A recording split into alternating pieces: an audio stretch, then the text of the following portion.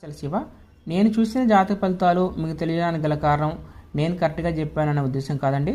జ్యోతిష సూత్రాలు చదివిన దానికి ప్రాక్టికల్గా అప్లై చేసినప్పుడు చూస్తే వచ్చిన అనుభవజ్ఞానానికి చాలా తేడా ఉంటుంది. ఇది కుంభలగ్నం అండి, పురుషుడి జాతకం. ఈ కుంభలగ్నానికి సప్తమ స్థానంలో సప్తమాధిపతి రవి బుధ శుక్రులతో ఉన్నాడు. మీకు ఒక టెక్నిక్ తెలియజేస్తున్నాను. ఎవరి జాతకంలోనైనా సరే స్థానాధిపతి స్వస్థానంలో ఉంటే ఆ స్థానం ఏ వ్యక్తితో అవుతుందో అది ఆ వ్యక్తి యొక్క లగ్నంగా తీసుకోవచ్చు. ఉదాహరణకు ఎవరిదైనా సరే కర్కాటక లగ్నం అయితే 4వ స్థానంలో 4వ అధిపతి అయిన శుక్రుడు తులారాశిలో ఉంటే అది మీ యొక్క తల్లిగారి లగ్నంగా తీసుకోవచ్చు. మీ తల్లిగారి పూర్తి జీవితం పుట్టింకాంచి మరణించే వరకు మీ జాతకంలో తులారాశిని లగ్నంగా చేసి చెప్పవచ్చు. ఇక్కడ జాతకంలో కుంభలగ్నమైన భార్యది సింహలగ్నమైంది. ఈ సింహలగ్నంలో లగ్నాధిపతి ద్వితీయ లాభాధిపతి బుధుడు, తృతీయ దశమాధిపతి శుక్రుడు కలిసి ఉన్నారు. ఇక్కడ నేను 4 పాయింట్లు చెప్పాను.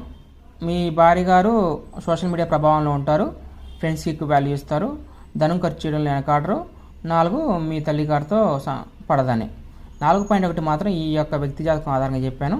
ఫస్ట్ పాయింట్ సోషల్ మీడియా ప్రభావానికి తృతీయాధిపతితో కలిసి లగ్నంలో ఉన్నాడండి.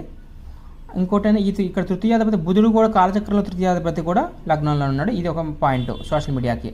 రెండోది వాళ్ళ భార్య గారు డబ్బు అనేది వెనకాడరు ఖర్చు చేయడానికి. కారణం ద్వితీయ లాభాధిపతి ఉండడం. ఇంకోటి ఏంటంటే రవి అనేవాడు రాజు కదా, ఖర్చు చేయడం అంటే పౌరుషానికి కీర్తికి వాల్యూ ఇస్తాడు.